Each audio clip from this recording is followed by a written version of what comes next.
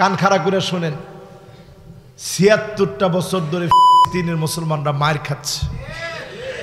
কয়টা বছর ধরে? আমার বড় মনে পড়ে, মিশরে আমরা ১২৭টা দেশের ছেলেরা একসঙ্গে পড়তাম আল আজহার বিশ্ববিদ্যালয়ে। তো আমার ফিলিস্তিনের যে ক্লাসমেটরা ছিল এদেরকে আমি খুব মহব্বত করতাম, ভালোবাসতাম, কারণ এদেরকে দেখলে আমার ঈমান জাগ্রত হইতো। একটা ছেলে ছিল, নাম ছিল ইয়াসিন। ওরে আমি সব সময় দেখতাম যে সে হাসতেছে, খুশি, হাসি খুশি। তো একদিন তার উপরে একটু রাগ হইল আমার, এত পরিমাণ মুসলিম মারা হচ্ছে, শহীদ করা হচ্ছে, সে হাসে কেমনে? ওরে যখন জিজ্ঞাসা করলাম, কিরে তুমি হাসো কেমনে, সে আমার এমন দামি এক নসিহত করলো।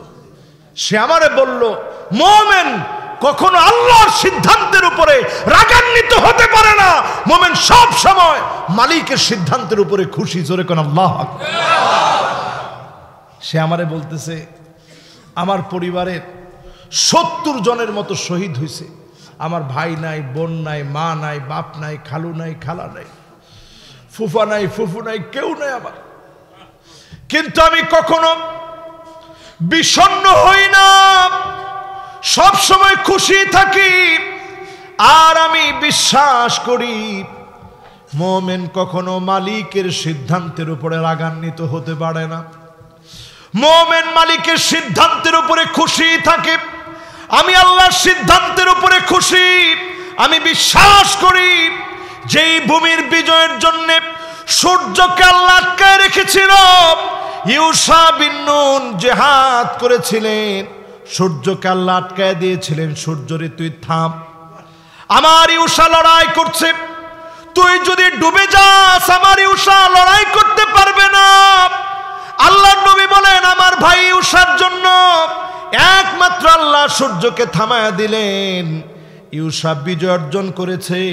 তারপরে সূর্যকে যিনি ডুবতে দিয়েছেন তিনি কে? ভূমিটা কিন্তু ভূমি। আজকের নিউজ আপনি তাকায় দেখেন, এটিএন বাংলা সহ সব নিউজে দিয়েছে, ইসরায়েল এখন ভয়ঙ্কর আতঙ্কে আছে। কখনো কখনো পাখি এসে সবল মেরে সৈন্য দাঁড়িয়ে আছে, ওই সৈন্য দাঁড়িয়ে থাকা অবস্থায় সৈন্যের চোখের ভিতরে পাখি এসে সেনার উপরে হামলা করে চোখ অন্ধ বানায় দিয়েছে। অনেকে আতঙ্কের মধ্যে পড়ে গেছে, নানা অজানা রোগ অনেককে পেয়ে গেছে, অনেকের ভিতরে অজানা রোগ বিরাজ করছে, অনেকে অজানা রোগে আক্রান্ত হচ্ছে, রোগের চিকিৎসা পাচ্ছে না, অনেকে ভয়ে আতঙ্কে মারা যাচ্ছে। 500-র উপরে সেনা এই পর্যন্ত যারা মারা গেছে তাদের মৃত্যুর কারণ অনেকের খুঁজে পাওয়া যায় না। হঠাৎ হঠাৎ মাউতুল ফুজা, হঠাৎ মৃত্যু আল্লাহ দিয়ে দিচ্ছেন, আতঙ্কে মৃত্যু আল্লাহ দিয়ে দিচ্ছেন। এমন সময় আসবে একজন পালাবার জায়গা পাবে না। মুসলমানদেরকে যিনি বিজয়ী বানায় দিবেন তিনি কে? 18,000-এর উপরে মুসলিম এই অল্প কিছুদিনে শহীদ হয়েছে।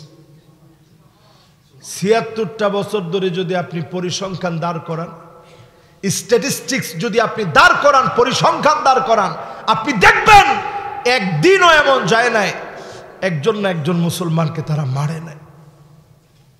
প্রত্যেকটা দিন মুসলমান শহীদ হয়েছে। গড়ে প্রতিদিনের হিসাব করলে দেখা যাবে 3 জন করে মুসলমানকে তারা শহীদ করে ফেলছে। এই যে তারা এইভাবে হত্যাযজ্ঞ চালাচ্ছে, তাদের পতাকার ভিতরে দেখবেন 6 স্টার। তারা কিন্তু শুধুমাত্র ফিলিস্তিন দখল করে থামবে তা নয়, মিশরের সঙ্গে তাদের একটা যুদ্ধ হয়েছিল 6 অক্টোবরে। কয় অক্টোবর? যখন 6 অক্টোবরে যুদ্ধ হয়েছিল, তারা তুর পাহাড়ের উপরে পাথরের উপরে একটা খোদাই করে লিখে আসছে, সাউদু মাররাতান সানিয়া, আবার আমরা ফিরে আসব, আবার আমরা ফিরে আসব তোমাদের ভূমিতে। যুদ্ধে চরমভাবে তারা পরাজিত হওয়ার পরেও তারা লিখে আসছে, আবার আমরা ফিরে আসব। এখনো সেই পাথরটা আছে, আমরা আবার ফিরব। তারা তাদের পুরা ভূখণ্ড চাচ্ছে, পুরা ভূখণ্ড তারা দখল করতে চায়। আর এই প্ল্যান বাস্তবায়ন হবে ঠিক তখন তাদের জল্পনা কল্পনা হচ্ছে আমেরিকা থেকে তারা অনেকগুলো লাল গরু ক্রয় করে নিচ্ছে, তাদের খামারের ভিতরে অনেকগুলো লাল গরু তারা লালন পালন করছে। তাদের চিন্তা হচ্ছে তাদের একটা পাহাড় আছে মাউন্ট টেম্পল, ওই মাউন্ট টেম্পলের উপর নিয়ে 10ম একটা লাল গরুকে তারা জবাই করবে। এই জন্য তারা 10-10টা গরু নিছে আমেরিকা থেকে, নিজেরাও গরু লালন পালন করছে। এগুলো করতে করতে যেগুলো লাল লাল গরু এগুলো তারা জবাই করবে। এগুলো জবাই করবে ঠিক তখন বাইতুল মুকাদ্দাস এবং ফিলিস্তিনকে তারা যখন ধ্বংস করতে পারবে, বাইতুল মুকাদ্দাসের জায়গায় তারা একটা থার্ড টেম্পল, তাদের একটা উপাসনালয়, তাদের একটা ধর্মীয় উপাসনালয় তৈরি করে আমার বাইতুল মুকাদ্দাসকে ধ্বংস করে দেওয়ার প্ল্যান তারা নিচ্ছে। এই চিন্তা বাস্তবায়ন হবে না, এর আগেই মুসলমানরা বিজয়ী হবে ইনশাআল্লাহ। বলেন শুনে রাখেন আজকের মাহফিলে ঠিক যখন থার্ড টেম্পল তৈরির জন্য আঘাত করে ফেলবে, এই চিন্তা পুরাপুরি তারা নিয়ে নিস।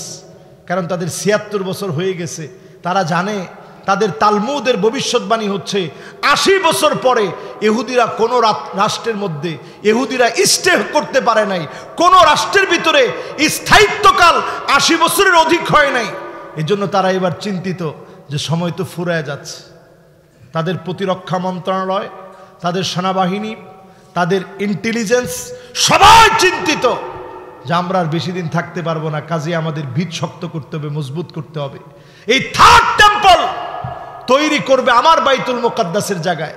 আচ্ছা বলেন তো দেখি, যেই লোকটা নামাজ পড়ে না ওই লোকটাও যদি বাইতুল মুকাদ্দাসের জায়গায় থার্ড টেম্পল তৈরি করা হয়, ওই মুসলমানও বসে থাকবে না, ঠিক কিনা বলে?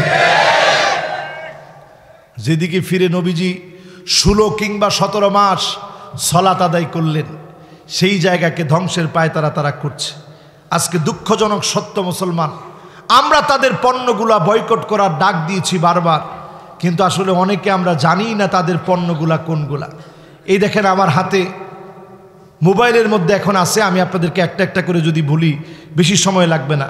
সাবানের ভিতরে লাক্স, আমাদের ঘরে ঘরে আছে না নাই?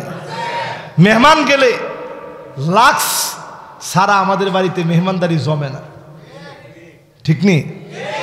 পেটটা বইরা খাওয়ার পরে লাক্স সাবান ডাক গায়ে দেয়, নেন 8টা দন, সাথে 7 আপ, স্প্রাইট, ফান্টা, মেরিন্ডা, এগুলো সব, কোকা কোলা আসেনি এগুলা, এগুলো সব তাদের পণ্য। ডেটল তাদের পণ্য, ডোভ তাদের পণ্য, লাইফবয় তাদের পণ্য, বিম তাদের পণ্য, তারপরে সার্ফ এক্সেল তাদের পণ্য, ইউনিলিভারের যত পণ্য আছে, ইউনিলিভারের যত পণ্য আছে সব তাদের পণ্য। এরপরে আমার ভাইয়েরা শ্যাম্পুর ভিতরে সানসিল্ক আছে, হেড অ্যান্ড শোল্ডার আছে, তারপরে আছে এর মধ্যে আছে ওয়াল ক্লিয়ার, এগুলো সব তাদের পণ্য। এই পণ্যের বিপরীতে আমার দেশে অনেক ভালো ভালো পণ্য আছে, মুসলমানদের পণ্য আছে, এগুলো আপনারা ব্যবহার করেন।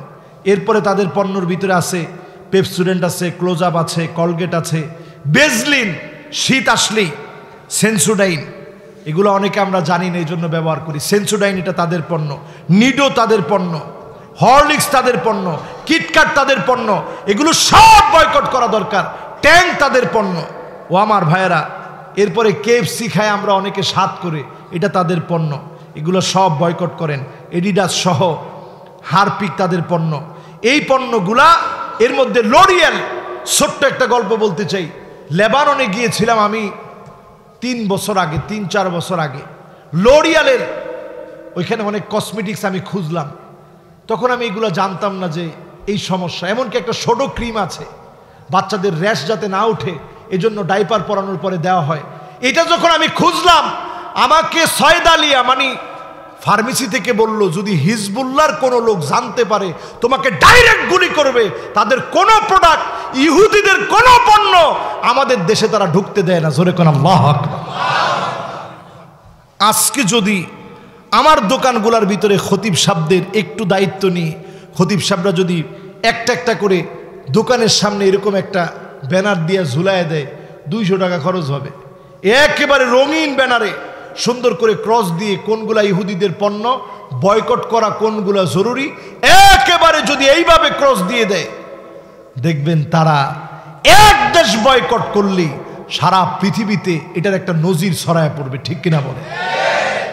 প্রত্যেকটা দোকানপাটে, প্রত্যেকটা প্রতিষ্ঠানের সামনে সচেতনতা যদি আমরা বৃদ্ধি করতে পারি, এমন সময় আসবে মুসলমান, আল্লাহর হাবিব বলছে হাত্তা তুকাতিলুল ইহুদ, রন্ধ্রে রন্ধ্রে ইহুদিদের বিরুদ্ধে প্রতিবাদ হবে, লড়াই হবে। ফায়াকুলুল হাজার, একটা পাথর পর্যন্ত বলবে ওরাই ইহুদি, আমার নিচে ইহুদি লুকায় আছে, ফাকতুলহু, তাকে হত্যা করে ফেলো, বাঁচার কোনো অধিকার তার নাই। ঠিক কিনা বলে?